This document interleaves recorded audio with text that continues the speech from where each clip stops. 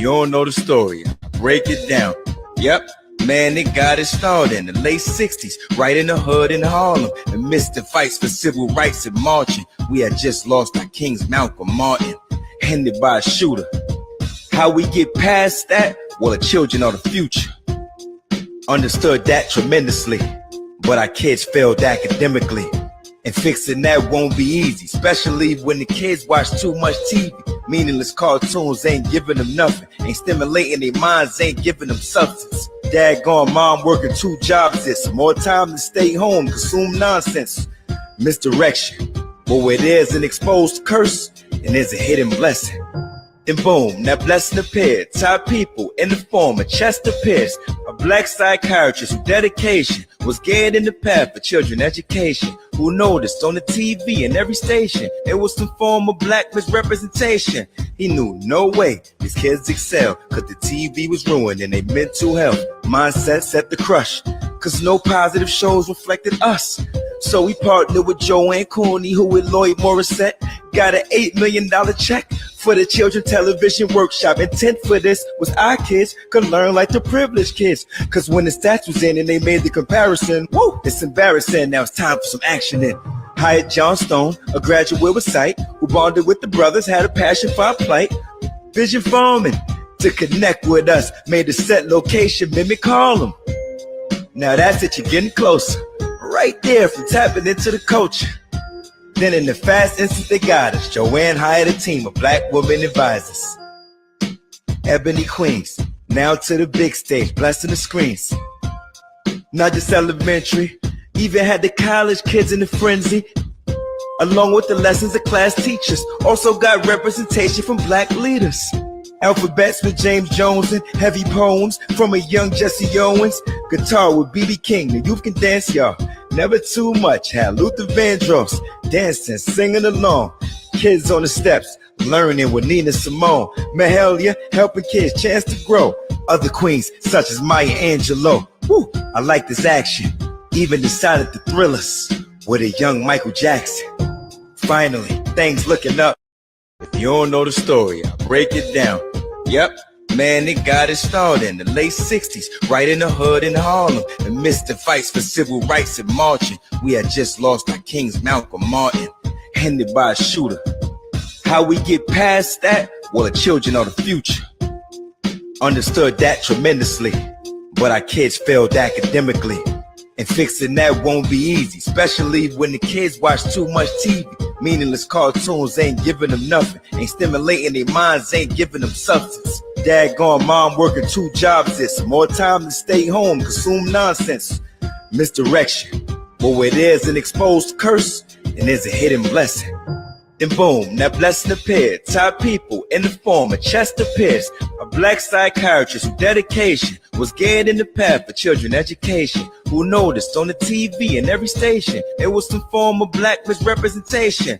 He knew no way these kids excel, cause the TV was ruining their mental health. Mindset set the crush, cause no positive shows reflected us. So we partnered with Joanne Cooney, who with Lloyd Morissette got an $8 million check for the Children Television Workshop. Intent for this was our kids could learn like the privileged kids. Cause when the stats was in and they made the comparison, woo, it's embarrassing. Now it's time for some action in. Hired John Stone, a graduate with sight, who bonded with the brothers, had a passion for our plight. Vision farming to connect with us, made the set location mimic Harlem. Now that's it, you're getting closer. Right there from tapping into the culture. Then in the fast instant they got us, Joanne hired a team of black women advisors. Ebony Queens, now to the big stage, blessing the screens. Not just elementary, even had the college kids in the frenzy. Along with the lessons of class teachers, also got representation from black leaders. Alphabets with James Jones and heavy poems from a young Jesse Owens. Guitar with B.B. King, the youth can dance, y'all. Never too much, had Luther Vandross dancing, singing along. Kids on the steps, learning with Nina Simone. Mahalia, helping kids chance to grow. Other queens, such as Maya Angelou. Woo, I like this action. Even decided to thrill us with a young Michael Jackson. Finally, things looking up. If you don't know the story, I'll break it down. Yep, Man, it got it started in the late 60s, right in the hood in Harlem. Amidst the fights for civil rights and marching, we had just lost our kings, Malcolm Martin, handed by a shooter. How we get past that? Well, the children are the future. Understood that tremendously, but our kids failed academically. And fixing that won't be easy, especially when the kids watch too much TV. Meaningless cartoons ain't giving them nothing, ain't stimulating their minds, ain't giving them substance. Daggone mom working 2 jobs, it's more time to stay home, consume nonsense. Misdirection, but where there's an exposed curse, and there's a hidden blessing. Then boom, that blessing appeared. Top people in the form of Chester Pierce, a black psychiatrist whose dedication was getting in the path for children education. Who noticed on the TV in every station there was some form of black misrepresentation. He knew no way these kids excel, cause the TV was ruining their mental health. Mindset set the crush, cause no positive shows reflected us. So we partnered with Joanne Cooney, who with Lloyd Morissette got an $8 million check for the Children Television Workshop. Intent for this was our kids could learn like the privileged kids. Cause when the stats was in and they made the comparison, woo, it's embarrassing. Now it's time for some action in. Hired John Stone, a graduate with sight, who bonded with the brothers, had a passion for our plight. Vision farming to connect with us, made the set location mimic Harlem. Now that's it, you're getting closer. Right there from tapping into the culture.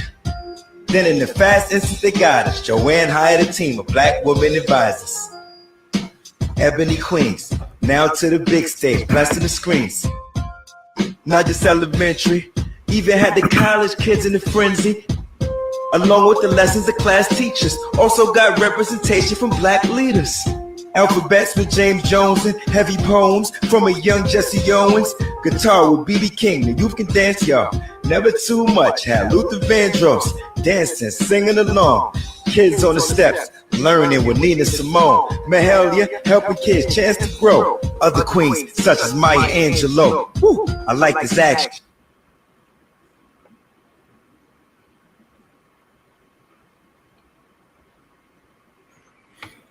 Yeah, that joint pretty catchy.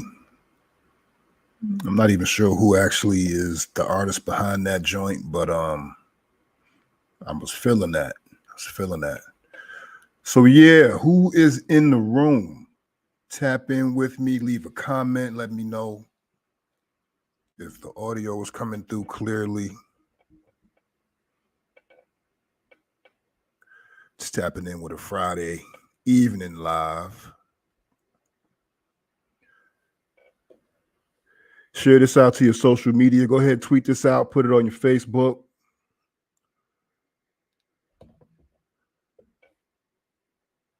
Instagram, DM. And I definitely would like some people to join me so we could chop it up, you know. Y'all don't want to just hear my mouth. But I definitely want to kick off talking about this whole Sesame Place incident that transpired over the last week. And lo and behold, over the last few days, Tamika Mallory popped out. And the last time I saw Tamika Mallory was after she got her Cadillac deal. This was after the whole George Floyd debacle. Yeah. So I'm wondering, you know, is she taking notes from Benjamin Crump, Al Sharpton? Well, she is an Al Sharpton protege. You know, you do the research on Tamika Mallory, her parents were members of National Action Network. So she was pretty much blessed in the game, so to speak. And we're going to actually take a look at the news conference that she held. I believe that was on yesterday as well.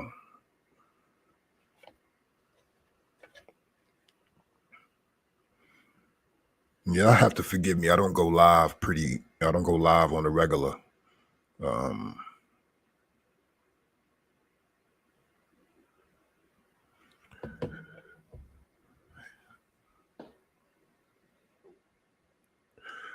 But yeah, Sesame Street.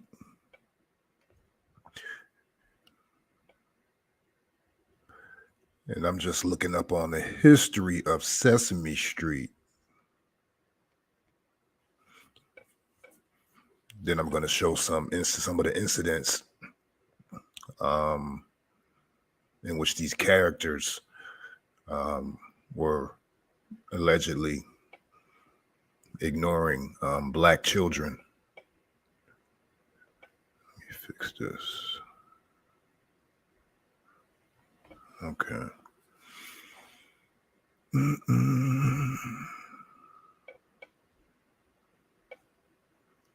So what is Sesame Street? You know, I grew up on Sesame Street, so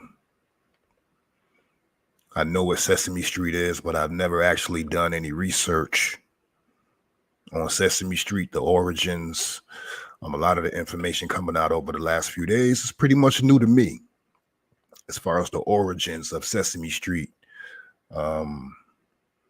as an entity, as a TV show, as a production.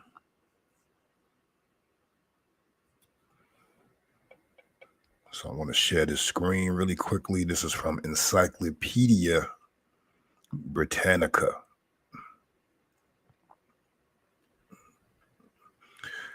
So they say Sesame Street, American educational television series for children. It debuted in 1969 on the National Education Television Network, an entity that became the Public Broadcasting Service, or PBS, in 1970. The show has been continually broadcast since its inception, making it one of the longest running shows in American history. It is watched by almost half of all American preschool aged children. A pioneering children's education series, Sesame Street features animations, live actors, and a core cast of puppet characters, the Muppets. Designed by Jim Henson, the Muppets, especially the impossibly cute Elmo, Big Bird, the inseparable Bert and Ernie, and Cookie Monster, became American icons and starred in a series of motion pictures and television specials. The show's name refers to the fictional urban street where many of its characters live and interact. Using brief skits, musical numbers, cartoons, and live action video footage, example of children in other countries, the program seeks to engage children's minds and foster learning, basic academic skills, self-esteem, positive socialization, and problem solving.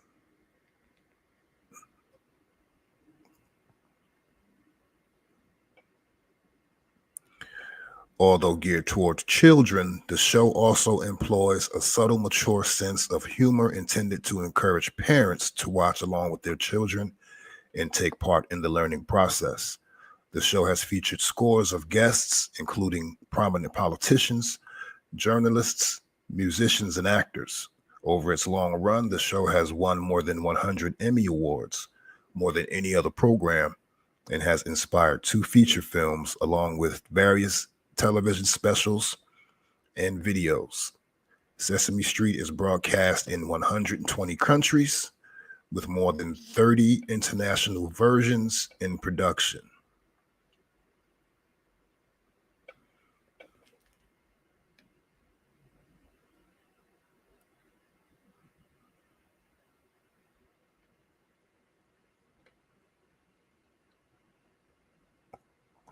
Since its inception, the show has been produced by Sesame Workshop, formerly Children's Television Workshop, a New York City-based nonprofit organization founded by Joan Gans Cooney and Lloyd Morissette. Though the show initially aired 130 episodes each season, an eventual decline in funding resulted in seasons of fewer than 30 episodes by the early 21st century.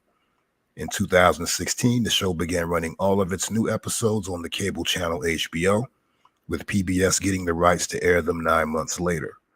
Sesame Street received licensing fees from the sales of books, toys, and games, as well as from stage shows and theme parks. A documentary about the series, Street Gang, How We Got to Sesame Street, appeared in 2021. So this is just basically a whitewashed version of the history of Sesame Street.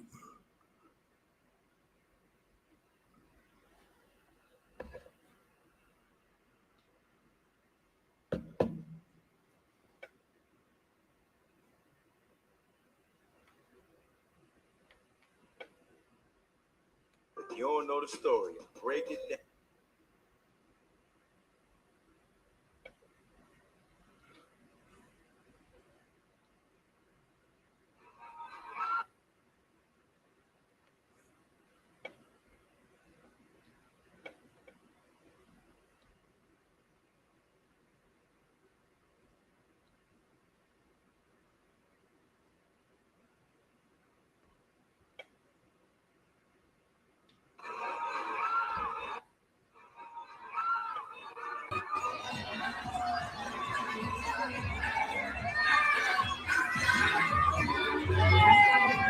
So she appeared to ignore the little black kids right here. Went right toward the Hispanic kids. Here's Big Bird.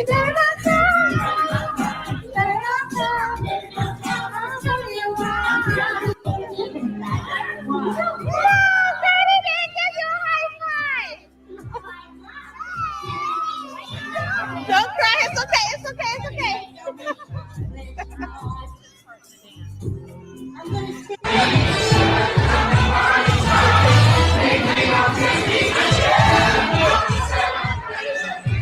You get a hug, Mom?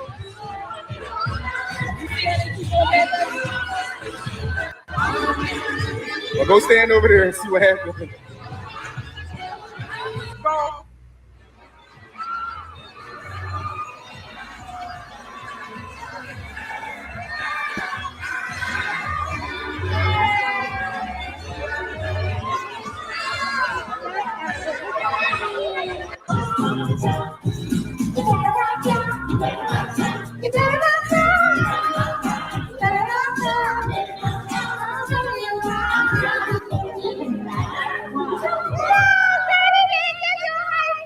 Yeah, Big Bird definitely dissed Shorty.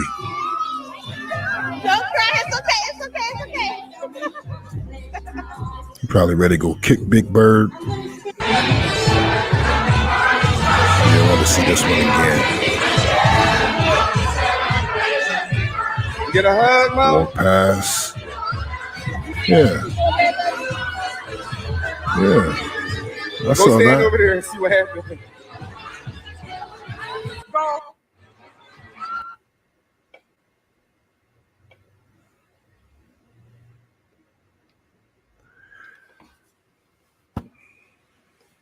And from what I understand, a lot of the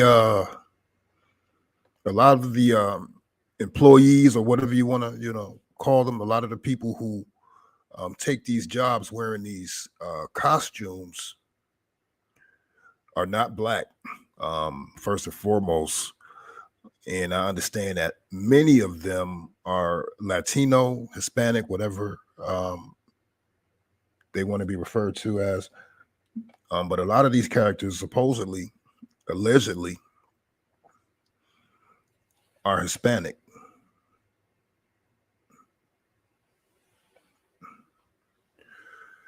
And I saw one clip where the character blatantly ignored the little black kids and went right over to what looked to be an Hispanic child. And, these are just a handful of incidents taken, over who knows what period of time. But the bottom line is, I guess, that these parents and their children are feeling discriminated against. And we're trying to figure out, the best way. That's the discussion now. What's the best way to exact some sort of justice from the situation? If there's any justice to be had, besides any monetary compensation. But it's definitely curious to me that, we haven't heard from Tamika Mallory since post George Floyd episode. she walked away. I remember she had that Cadillac commercial. I need to pull that Cadillac commercial up. After that Cadillac commercial, we hadn't heard very much from Tamika Mallory of anything at all. And, you know, she's not been applying any political pressure to the administration. The George Floyd Truth in Policing Act, which was something that I thought she was going to advocate for and be a lot more vocal, a lot more aggressive in trying to push that through, helping to push that through. But she's been silent, you know. Haven't heard anything from her at all. I do want to get into this news conference. Skim through the news conference and see if she is saying anything that is going to move the needle. I just don't see it. Her focus, as she did state, is to go after corporations, which is a distinctly Al Sharpton National Action Network type of tactic. Benjamin Crump type of course of action is, you know, to hit them in the pockets. And I'm all for hitting them in the pockets. I'm not hating on, you know, anybody black getting a bag from a corporation that has made, you know, billions of dollars off our backs. I do have a problem with what I perceive as these ambulance chasers, and if that's what you are, just be that, but don't crusade as if you're some sort of social justice warrior, because to me that's a job that never stops. There's always something to be up on your soapbox about.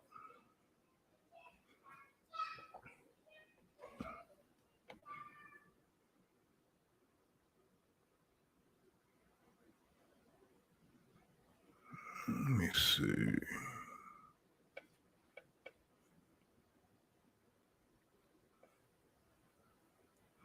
So I'm going to play some of this press conference.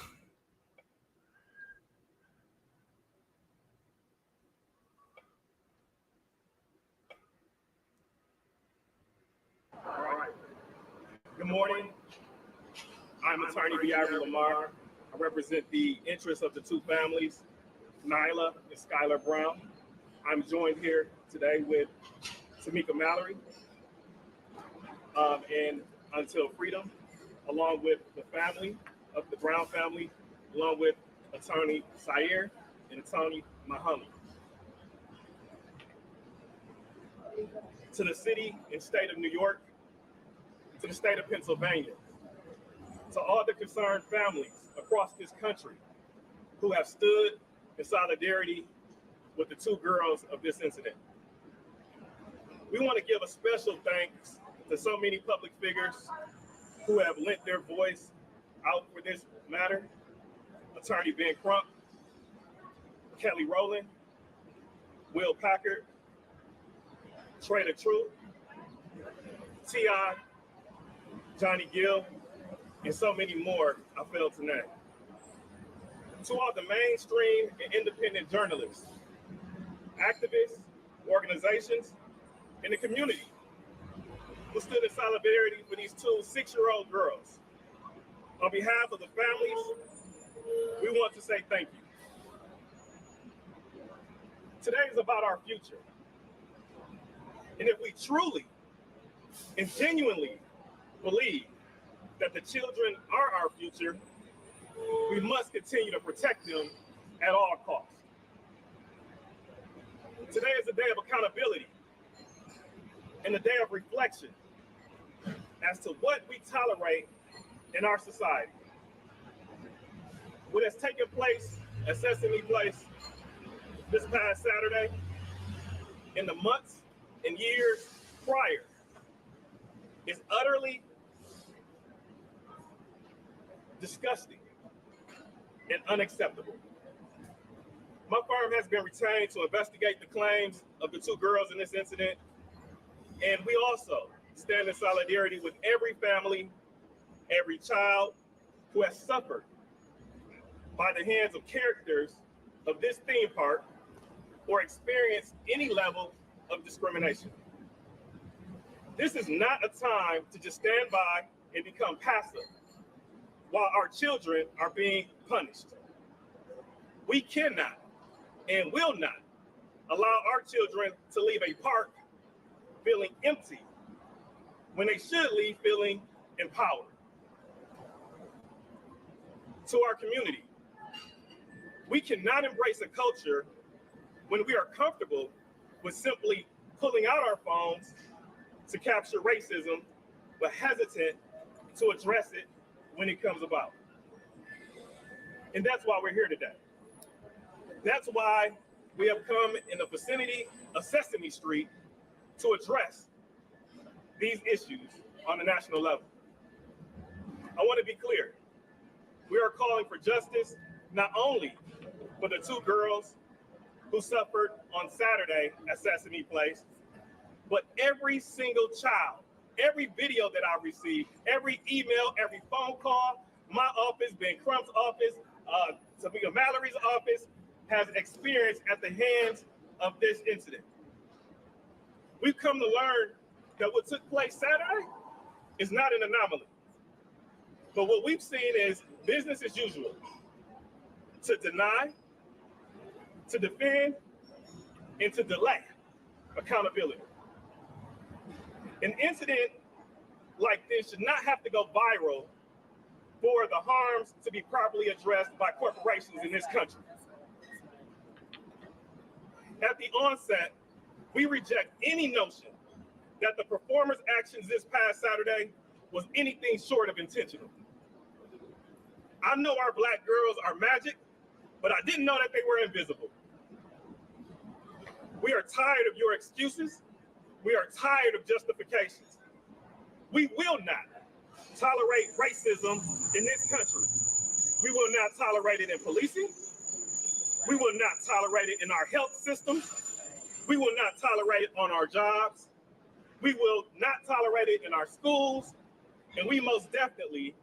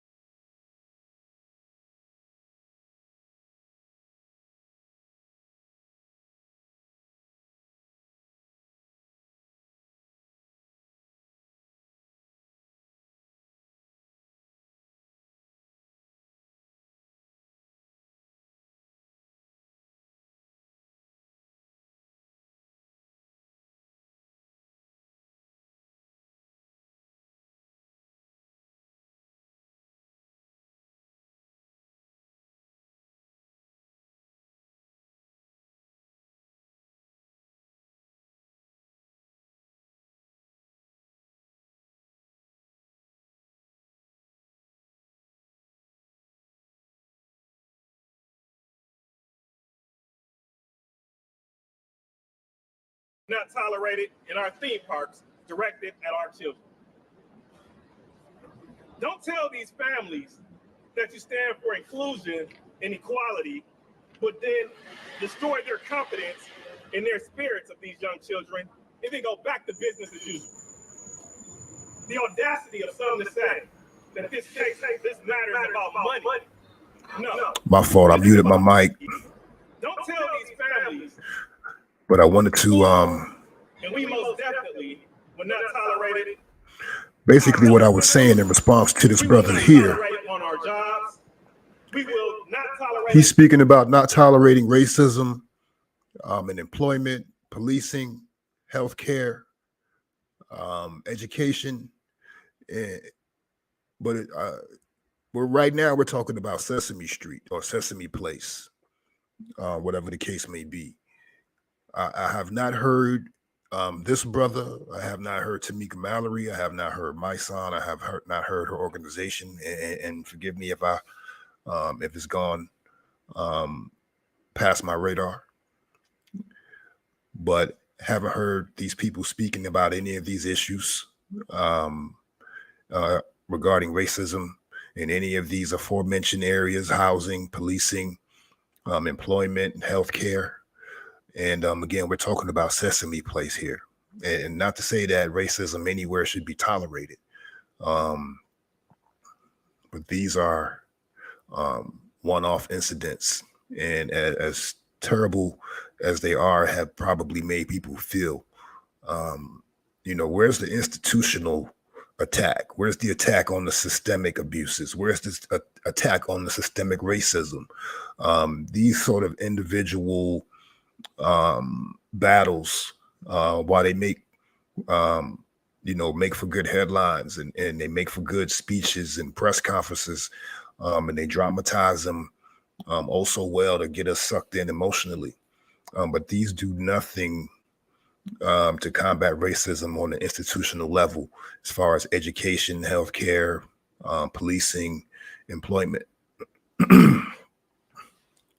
I mean, this is, going to affect Sesame Place, and pretty much that's it. It may have some ripples throughout the industry. Corporations usually see what's going on and adjust accordingly, but this is not going to do anything to affect the institutions that we must engage in. Sesame Place is not some place that we have to go.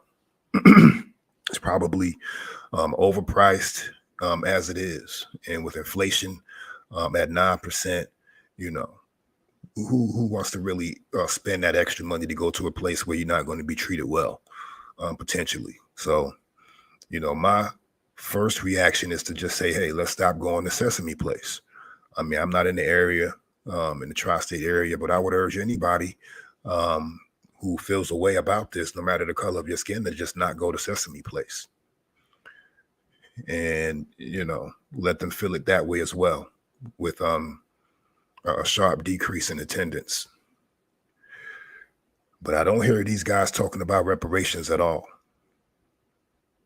And that's something that would definitely alleviate a lot of what ails, American descendants of slavery. It's because we don't have resources. It's because we don't have institutions that serve us primarily. It's because we don't, and that's the main reason why we don't have the power to push back on incidents like this and other incidents that occur, on an institutional basis.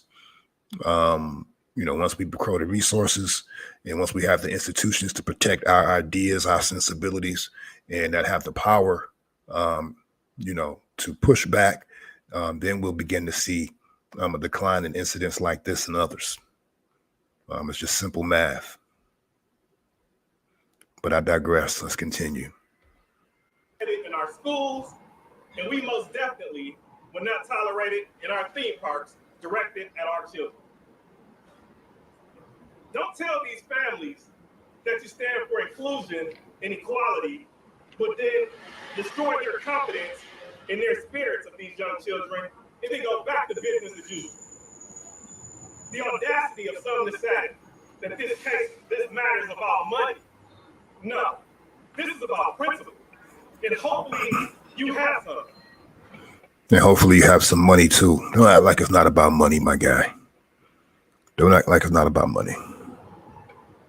The only thing that is being sold here are the dreams and the illusions of a happy place at these theme parks. You told these kids for years, come and play. Everything's okay. Friendly neighbors there. That's where we meet. Can you tell me how to get to Sesame Street? Then once these kids figured out how to get to Sesame Street, their families traveled for hours to get there. They paid the price of admission. They paid whatever price for your food, your clothes, your beverages, your clothing. Overpriced, I'm sure. And they find out once they get there that everything is not okay. They reach out in open arms to these friendly neighbors for what? To be dismissed? To be rejected? And to leave your car feeling inferior. If you don't respect the dollars that keep you in business, we will respect our right to not continue to give you. The time is now to do right by these families. The time is now to right. I see we got 2 live in the chat. I dropped the link if anybody wants to drop in and chime in. Like a movie. Write your own ending. I like to have a dialogue back and forth. So if anybody wants to hop in the live, hit that link. Thank you, Attorney Lamar. I want to read to you all a little history that has been noted about Sesame Place from the Smithsonian Magazine. First of all, let me just remind you that my name is Tamika Mallory, and I am one of the 4 co-founders of Until Freedom, a social justice. My name is Tamika Mallory, and I know you guys haven't seen me since I got my Cadillac commercial, but hey, I'm back. You know, it's a bag on the line. Boy, I tell you. She's looking well. She's looking well. Yeah. Organization. The Smithsonian She might need a little Vaseline on the lips. Chester Pierce, an African-American psychiatrist and Harvard professor, helped design what he called the show's hidden curriculum to build up the self-worth of Black children through the representation of positive Black images. So that was the idea behind its inception, was to, let's let her say that again. Hidden curriculum to build up the self-worth of Black children through the representation of positive Black images. Say that again. To build up the self-worth to build up the self-worth of Black children through the representation of positive Black images. Say that again. To build up the self-worth of Black children through the representation of positive Black images. Boom. Woo. That kind of sent chills through my spine, especially as I think about the images that are being broadcast to our children now. I mean, all of the sex, all of the violence. I mean, good grief. To build up the self-worth. Hidden curriculum to build up the self-worth of Black children through the representation of positive Black images. Positive Black images. To build up the self-worth of Black children through positive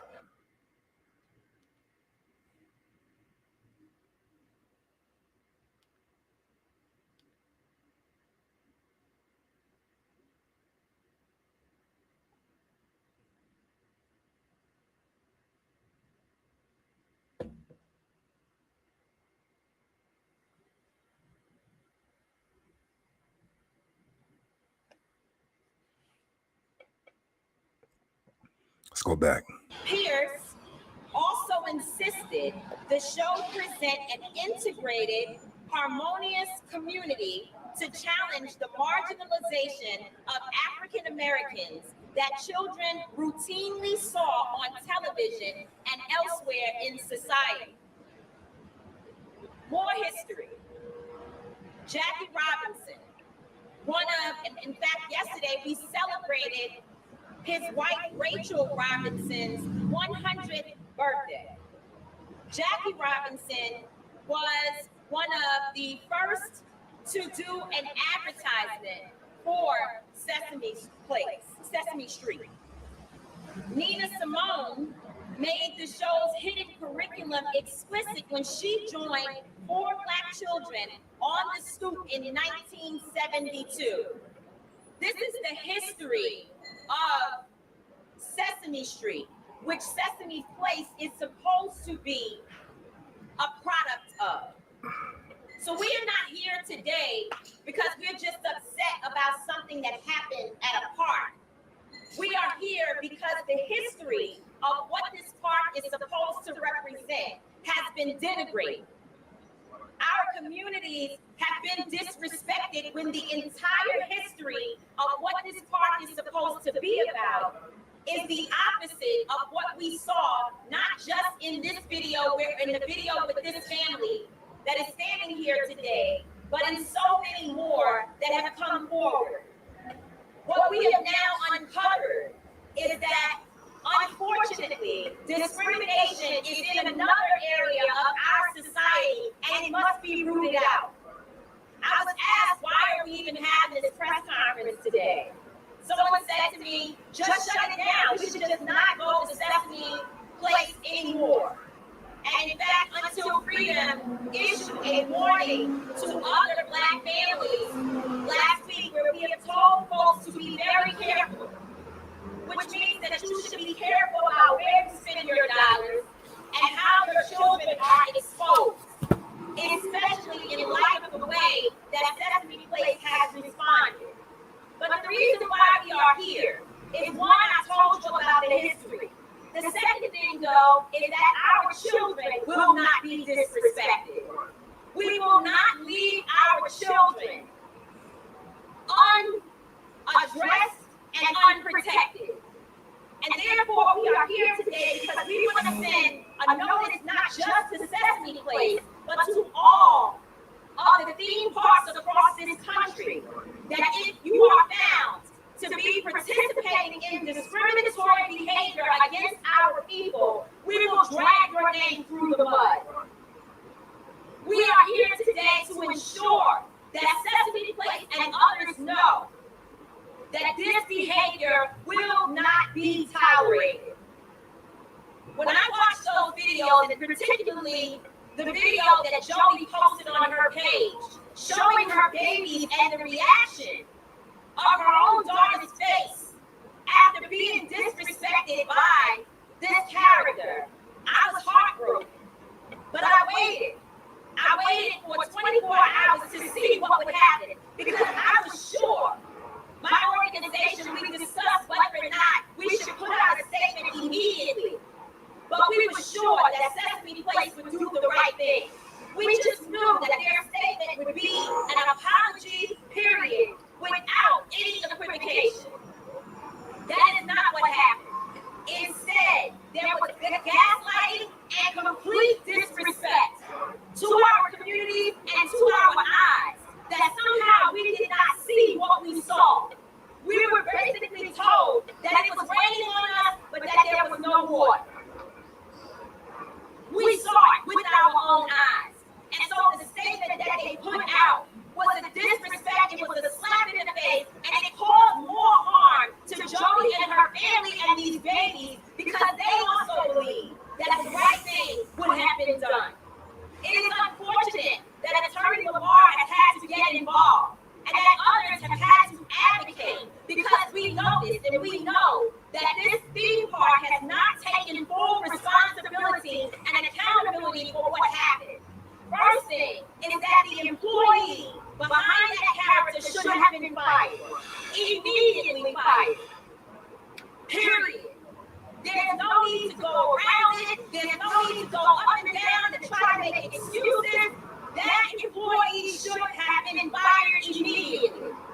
Second of all, instead of telling us about history that obviously you don't really know yourselves, because if you did, the apology would have been stronger, the statement would have been stronger, the immediate response, the small response. This is something that's not even a big deal. Because to be honest, training is good, but it is not enough. It is not enough. But immediately, the bullet point, right? It's like one of those things that they just say everywhere. Whenever there's discrimination or people feel there's discrimination, immediately companies throw out, we're going to do more training. They didn't do that. Instead, the statement that was released gives me the impression that the employee is behaving the way that he's behaving or she is behaving because they do not believe they will be held accountable. The statement let us know that the apple does not fall far from the tree. And so today we have gathered to let it be known that the social justice community supports this family. We support all the families, and that we will not stand by and be silent about something. In fact, just like we have time, today is actually the birthday of Jalen Walker, who was shot at 90 times in Akron, Ohio by police. We went there last week. We stood with that family last week, and we are standing with this family today because racism anywhere in this country deserves to be addressed. And we ask that all of you, not just Black families, but even those who are our allies, to know we are being disrespected at a park. If you stand with us, you should stand with us on calling on Sesame Place to do better, to fire the employee, to have more training, and also calling on SeaWorld to speak up about what has happened here. Do not think that we don't know who owns Sesame Place. SeaWorld, we know this is your high time in terms of tourism. And we will make sure that every person around this world knows that we are not being treated fairly.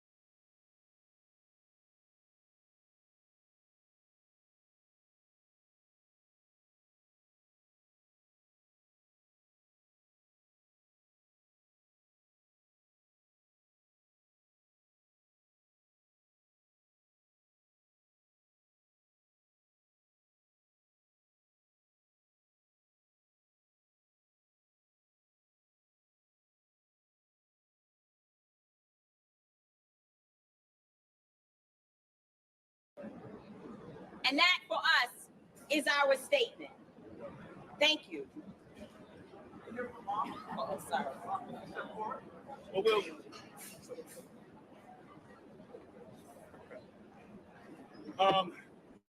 Well, we will take a few questions. We will say that there has been a couple changes at board petitions that have been out that has been out recently. So we're going to urge the public, the community, to support those change.org petitions.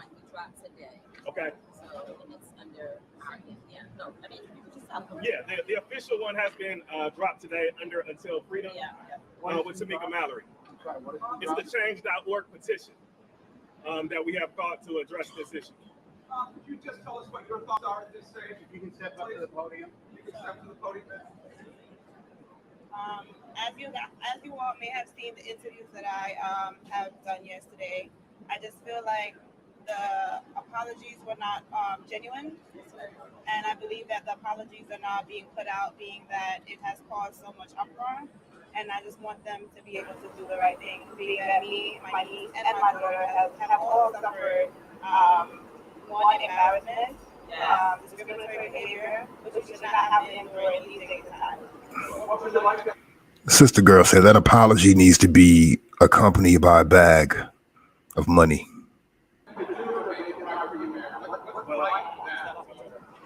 Yeah, there's several things that we've already said publicly that we would like Sesame Place to do specifically. Number one is very simple. I thought this nigga was Safari Samuels. This dude looks a little bit like Safari. I don't know. Is it just me? Like with a little bit of hair. A formal apology. And what we mean is not just, somebody just giving a watered down something to pacify us. We want a genuine and authentic apology.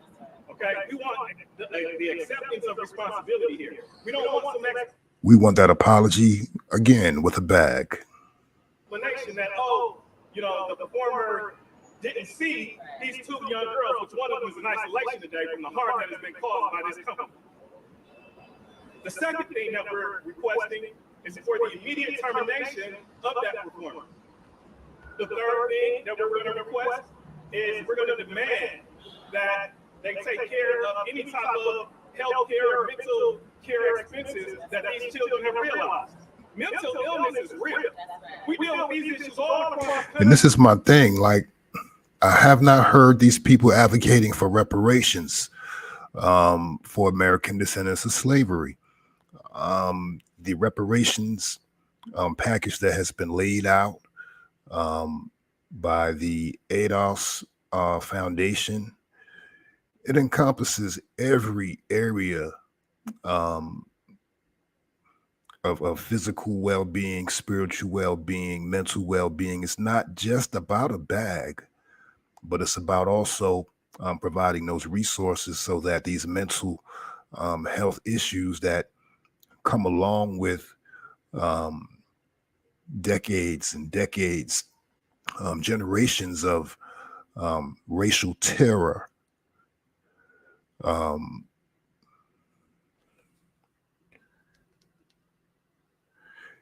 decades and generations after generation of racial oppression, racial terror. These conditions being passed down genetically through a phenomenon known as epigenetics. So it's not just about a bag. It's about getting everything that we need, on a physical level, spiritual level, not necessarily religious, but just a spiritual level where, we have peace, peace of mind, peace of spirit, and peace of body. And I believe that is the fight that we need to focus on. If you agree, type 1 in the chat. One episode sometimes have a dire consequence. So we want to recognize that and make sure that they're taken care of in that regard. The next thing is that, again, as we go back to the first apology, I will tell you right now that... And I just say that because, if you're for collective uplift, you know what I'm saying? Like I said, I'm not knocking anybody going after an individual bag for an individual situation where they were injured, slighted, or whatever the case may be. If there is injury, then there needs to be compensation. There needs to be some sort of justice. However, the law see fit to award in these situations. But I'm missing, the push for collective uplift. Loud ass truck next door.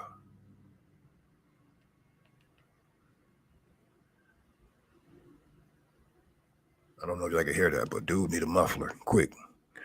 But yeah, the collective Uplift, and I'm holding Tamika Mallory responsible. The name of her organization is Until Freedom,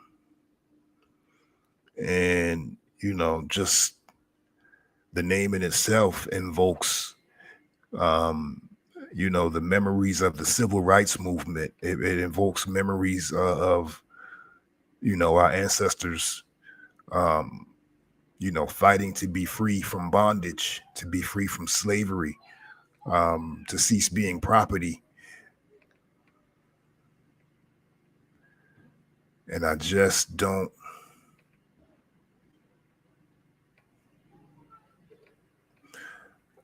see the push. I see these one-offs.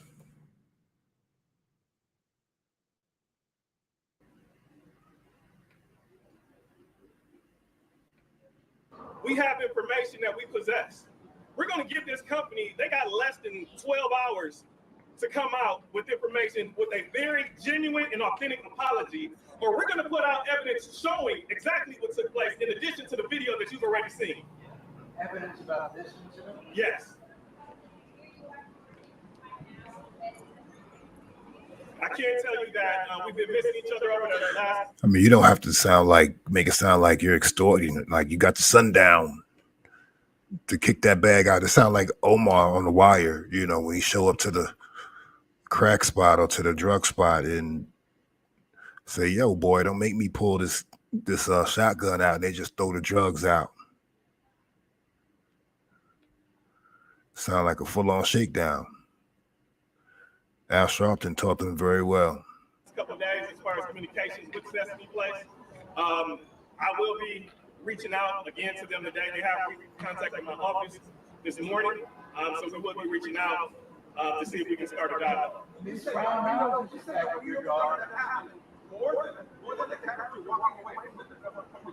No, what we mean by that is that it's going to be confirmation of exactly from a different perspective of what took place after the video stops.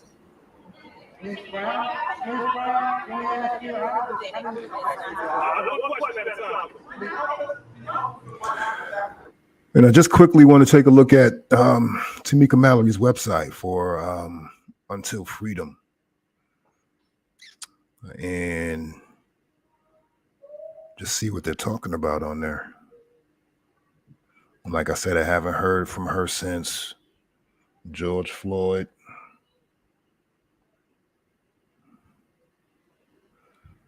She said they were in Akron last week.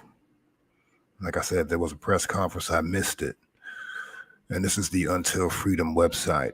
And they still have the fight for Breonna Taylor on the splash page here. And it looks like they really made an industry out of fighting for justice. She has her very own tab. And right under the Our Fight for Breonna headline, you see invest in our work. Just so you see where that leads in a second. If it says Act Blue, Lord have mercy. The Democratic agenda is real. So Until Freedom has been on the front lines fighting for justice and focusing on police accountability and criminal justice reform. Our theory of change integrates coalition building. Nobody's coalescing with us. Nobody's integrating with us or assisting us. I digress. On the ground organizing, direct action, and training with policy advocacy and political education. Again, that's what I was saying was missing. Where's the policy advocacy? I just don't see it. We have, again, the George Floyd Policing Act, something that I believe Tamika Mallory to be a hardliner on, or something that we actually needed to have passed, and the ball was dropped apparently. Again, haven't seen nor heard hide nor hair of Tamika Mallory since she got her Cadillac deal. Let's see, we believe those closest to the pain are closest to the solution. We identify a campaign, build local relationships, power map and design direct action, and short-term and long-term goals. We are committed to using our extensive experience to build the capacity of local communities, often ignored by mainstream philanthropy and national movements, to lead and participate in transformative change. I don't see the advocacy or the political education piece. You know, where are these things going down at?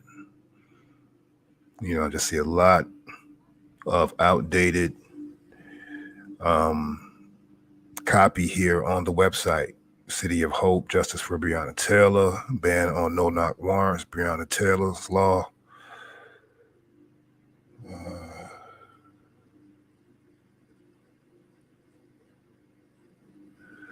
Boy, I tell you. Until Freedom Academy has over 2 decades of experience in high-level organizing. Breonna Taylor. Yeah, it seems like they, you know, pretty much have been focusing on the Breonna Taylor issue, which is, to me, at this point, a moot issue. Let's see, here are the team. You got Tamika Mallory, co-founder. My Son Lennon, co-founder. Angelo Pinto, co-founder, and Linda Sarsour.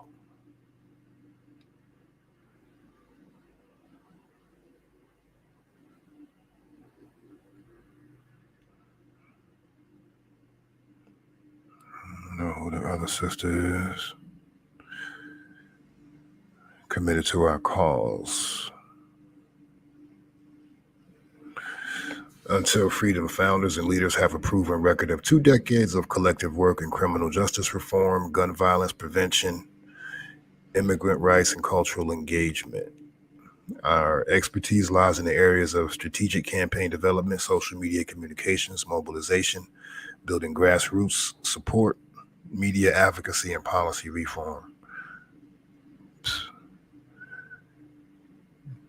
It's no guess that they would,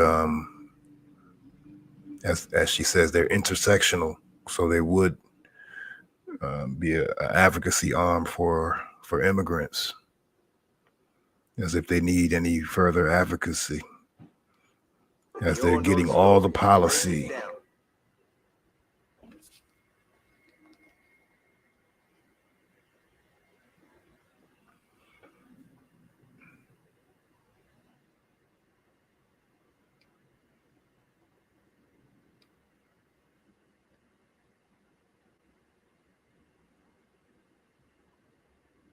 You don't know the story. Break it down.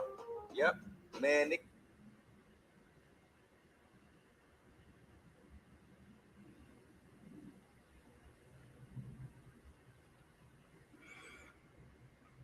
We're running this little history lesson by you guys again. I'm going to take a quick break and I'll be right back. You don't know the story. You don't know the story.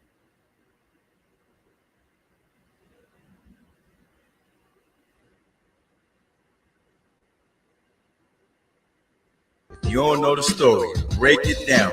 Yep. Man, it got it started in the late 60s, right in the hood in Harlem. Amidst the fights for civil rights and marching, we had just lost our King's Malcolm Martin, handed by a shooter. How we get past that? Well, the children are the future. Understood that tremendously, but our kids failed academically. And fixing that won't be easy, especially when the kids watch too much TV. Meaningless cartoons ain't giving them nothing, ain't stimulating their minds, ain't giving them substance. Daggone mom working 2 jobs, it's more time to stay home, consume nonsense. Misdirection, but where there's an exposed curse, and there's a hidden blessing. Then boom, that blessing appeared. Top people in the form of Chester Pierce, a black psychiatrist whose dedication was getting in the path for children education. Who noticed on the TV and every station there was some form of black misrepresentation. He knew no way his kids excel, cause the TV was ruining their mental health. Mindset set to crush, cause no positive shows reflected us. So we partnered with Joanne Cooney, who with Lloyd Morissette got an $8 million check for the children television workshop. Intent for this was our kids could learn like the privileged kids. Cause when the stats was in and they made the comparison, woo, it's embarrassing. Now it's time for some action in it. Hired John Stone, a graduate with sight, who bonded with the brothers, had a passion for our plight. Vision farming to connect with us, made the set location mimic Harlem. Now that's it, you're getting closer. Right there from tapping into the culture. Then in the fast instant they got us. Joanne hired a team of black women advisors. Ebony Queens, now to the big stage, blessing the screens. Not just elementary, even had the college kids in the frenzy. Along with the lessons of class teachers, also got representation from black leaders. Alphabets with James Jones and heavy poems from a young Jesse Owens. Guitar with B.B. King, the youth can dance, y'all. Never too much, had Luther Vandross dancing, singing along. Kids on the steps, learning with Nina Simone. Mahalia, helping kids chance to grow. Other queens such as Maya Angelou. Woo, I like this action. Even decided to thrill us with a young Michael Jackson. Finally, things looking up. If you don't know the story, I'll break it down. Yep, man, it got it started in the late 60s, right in the hood in Harlem. Amidst the fights for civil rights and marching, we had just lost our kings, Malcolm Martin, handed by a shooter. How we get past that? Well, the children are the future. Understood that tremendously, but our kids failed academically. And fixing that won't be easy, especially when the kids watch too much TV. Meaningless cartoons ain't giving them nothing, ain't stimulating their minds, ain't giving them substance. Daggone mom working 2 jobs, it's more time to stay home, consume nonsense. Misdirection, but where there's an exposed curse and there's a hidden blessing, then boom.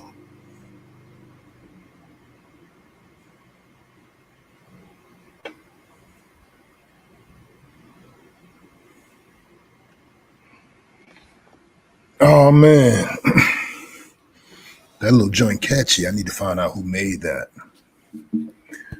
So yeah, just wanted to catch up with the week's news. And Tamika Mallory kind of closed out the week with the press conference about Sesame Place. Let me get this. Sorry about that. But who is all in the room with the boy? I got 5 people in the stream. Is the audio going well? Is the microphone sounding crispy? Smash that 1 in the chat.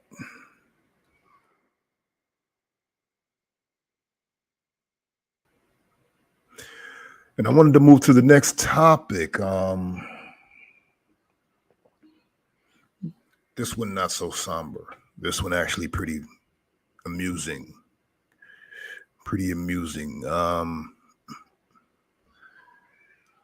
Got to share this Twitter page with you really quickly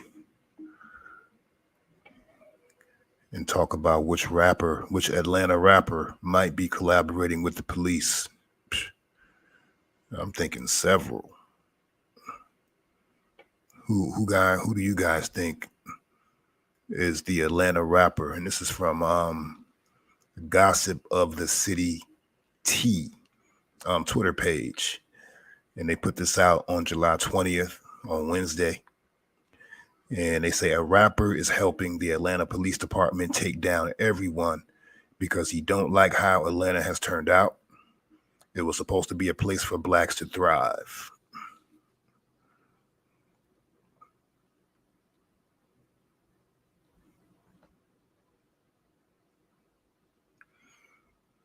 So who do you guys think it is?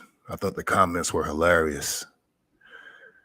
The first comment says, I feel like them people from Chicago made Atlanta worse. And again, the link is in the chat. If anybody wants to hop in, let me know. Hit that link. We could chop it up.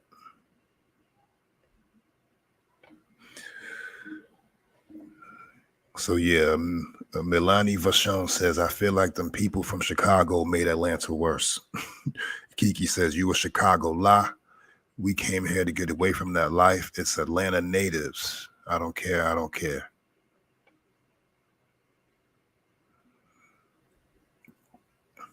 P. Tyler says, nope, because I've been here and no. Here is one of the examples. A Caribbean immigrant kills native Clark Atlanta student. You know, as Black American MS, we have a code. We don't mess with our folks in school. I guess.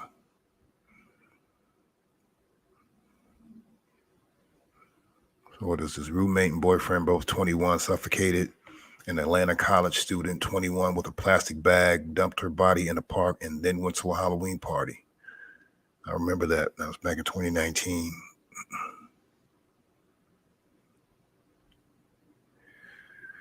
Whew. Dorian Verne says, I'm sorry to break it to you, but whatever code we used to have is long gone. Folks today, DGAF. No one is off limits. They taking out the kids, mamas, grandmamas, the educated, the good kids. They DGAF no more.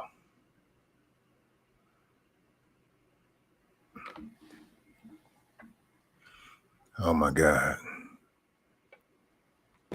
Who commit crimes against them off the streets. All you got to do is You got to know that T.I. is going to be the number one guy that they lampoon, number one suspect.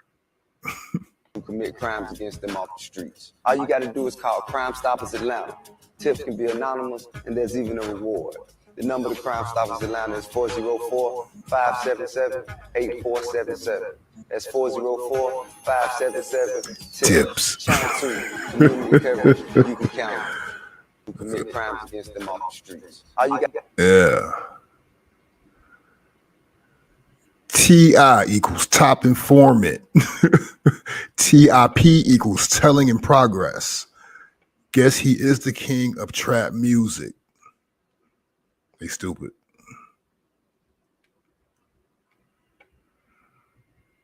R.I.P. Shouty Low, he tried to warn us. Wow. When my man says, hey, Shade Room needs this, let's talk about it. Bro, relax. We don't even know if it's him. It's all speculation. We don't know if it's not either. Wayne did a year for a gun that was on his bus. T.I., I'll tell it, gets caught buying machine guns, and then he does a Crime Stopper commercial. Make this make sense. Whoa, did everyone catch that? I wonder who it could be. Perhaps I should tilt my hat to a comically ridiculous angle and think of an answer. Yeah, T.I. was out here talking about this is Wakanda. That's the only reason why I think it's him. I'm not gonna say the only reason. It's stupid. I think this is the clip where he might have been talking about Wakanda. Please stop tearing up Atlanta. And you got to remember, like the former mayor says, T.I. and Killer Mike own half the West Side. So they stand to lose a lot if the city goes up in smoke. When everything else goes away, when everything else goes away, when you don't get treated right in New York, when you don't get treated right in LA, when you can't get treated right in Detroit, when you don't get treated right in St. Louis, when you don't get treated right in Alabama, Atlanta has been here for us. This city don't deserve it. However, I understand that a lot of others do. But we can't do this here. This is Wakanda. It's sacred. Must be protected. So yeah, if this is a true statement, and if there is a rapper out here helping the police to restore the quality of life to what he deems to be an appropriate level of civility, yeah, you would definitely think it's T.I.P.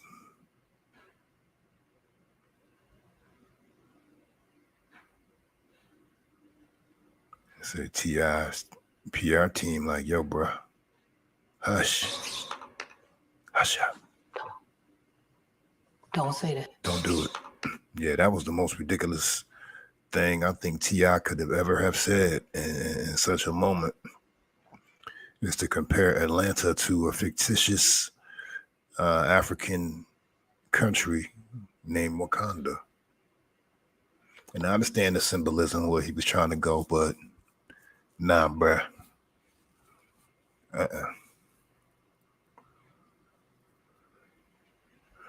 Somebody said, when it turns out to be Andre 3000, Shorty said, don't you dare disrespect one of the greatest. LOL, that man somewhere on the moon not caring, for sure.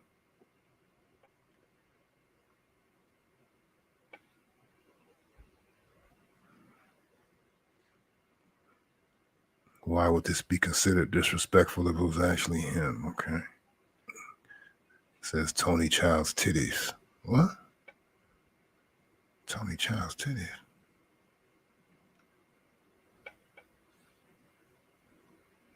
False advertisement. She baited me. Afro-American Jay says, well, if they aren't robbing and killing other black people, they should be spared. Yeah, I know Afro-American Jay. But that's the problem, Afro-American Jay. They are robbing and killing other black people every day. I don't even watch the news. That's all you see. I feel like it's Jeezy or Clifford Harris. They give off them vibes. They'll do something like that. They said Jeezy.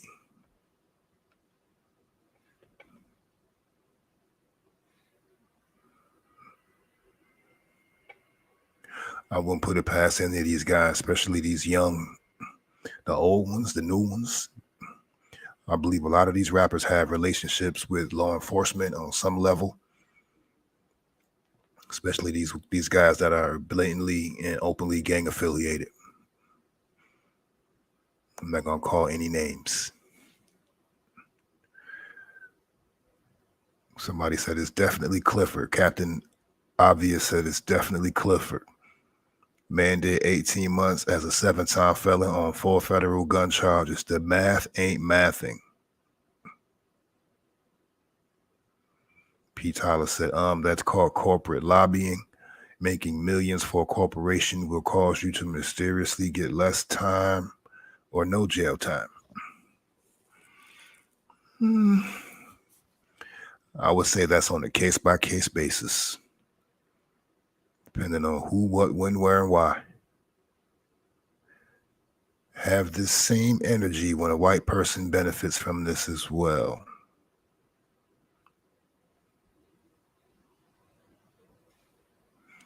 Everybody getting their T.I. jokes off like he doesn't have about 30 songs with Young Thug, including a whole joint venture album.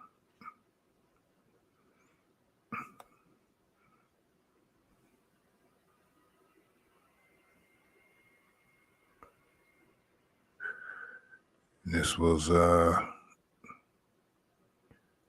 something that T.I. posted on his Instagram. Atlanta is a beautiful, progressive city filled with Black excellence. We uplift each other and win together. Stop coming here to kill each other. That shit is played out. Management. Yeah, this was after King Von got shot and killed here in Atlanta. He went on to say in the caption, handle your beefs in your city. Thanks in advance. Yeah. That's why I say all signs, if this is a true statement or they're just trolling, T.I. would win hands down. Sorry, T.I. That tattletale jacket is going to be hard to shake. Even if people just, joking around. It's one of those things in the hood that even if something ain't true, if that shit's said enough times, it's as good as true. And people are going to use it against you for the good or for the bad.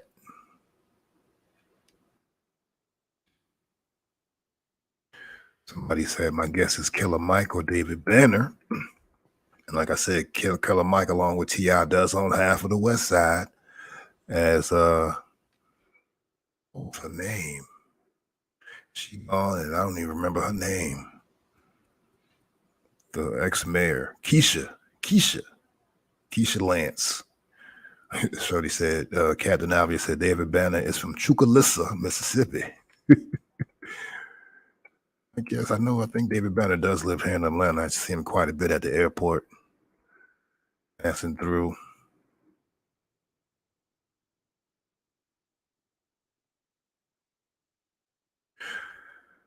So yeah, who do you guys think it is? You guys think it's T.I., Clifford Harris? Think it's Jeezy? Well, Jeezy's not even from Atlanta technically. He's from a little further south, Georgia, right under Macon. From the Macon area, so I don't know, but I guess he's considered an Atlanta rapper, like Ludacris is considered an Atlanta rapper. Why not Ludacris? I mean, he moved here from Chicago for a better life, and Ludacris has never been somebody that's with the BS out here, with the drama. Never heard Ludacris out here on no garbage or getting locked up or getting caught with guns or drugs. Why couldn't it be Ludacris? Who else could it be? I mean, like I say, T.I. is the most obvious suspect, but that's almost too easy. Killer Mike for sure is a suspect. As Killer Mike, I believe his dad was a cop, if I'm not mistaken. I don't want to misspeak, but I do believe Killer Mike's dad was a law enforcement officer. Killer Mike is definitely somebody who speaks about community uplift, even more so than Tip, as far as being actively engaged in the political process, engaging with candidates like Bernie Sanders and Nina, what's her name out of Ohio? Nina, her name, I don't want to say Nina Simone. I want to say Nina Simone, but sister out of Columbus, Ohio, Nina Turner, I believe her name is. A lot like Tina Turner, but yeah, Nina Turner, I believe her name is. So yeah, I could see Killer Mike on that list. I could see some of these lesser known Atlanta rappers, producers in the backdrop who pretty much over the last 10 to 15 years watched the city just evolve into gangland. I mean, while the city has made strides, economically, very progressive, the gang culture has taken a hold of Atlanta. And while I do live in Fulton County, I do not live in Atlanta. And at this time, I wouldn't necessarily want to live in Atlanta. It would definitely depend on where. I would have to be very, very choosy, very, very picky if I actually chose to live in the city of Atlanta at this time. Besides the fact that it's exorbitantly expensive right now to live anywhere, much less in the city. You're going to get a lot less real estate and you're going to pay a premium. So, that time has passed for me. Back in my early 20s, when I first moved to Atlanta, I lived and refused to move outside the city. So, I wanted to be near wherever it was happening. I wanted to be minutes away. And it's changed quite a bit, even the areas that I lived in when I first moved to Atlanta. Memorial Drive, Moreland Avenue. I lived on that four-way. If you're familiar with Atlanta, I lived on that four-way on Whiteford and Arkwright. I think Arkwright runs across Memorial.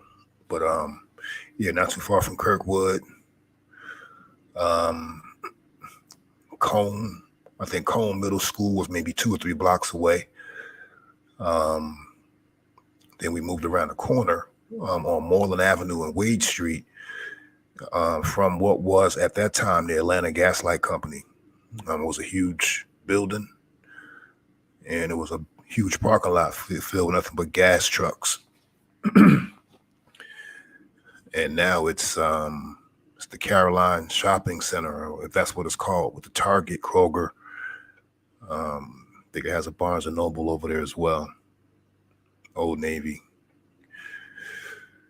So yeah, Atlanta has changed, and while the city has gotten quite a few facelifts over the past 30 years, Since I moved here, the gang culture is what stands out to me as something that has taken effect and also changed the underbelly of the city and how the city feels. You live in those areas that are affected. So I see nobody's taking the link today.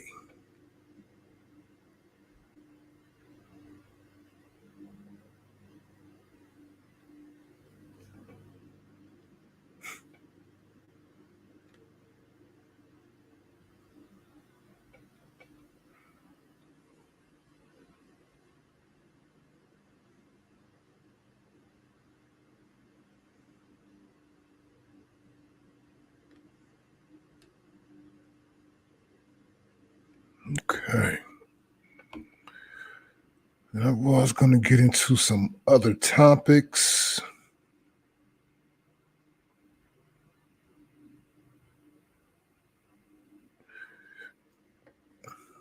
But I think I'm going to leave it right here for now and get to my Friday evening. I may chop back in later. I don't know if I can get somebody to hop on with me. See if I can hop back on later. But hey, if this is your first time on the channel, go ahead, definitely press the like button on this video, subscribe to the channel, hit that notification bell so you'll be alerted whenever I drop new content.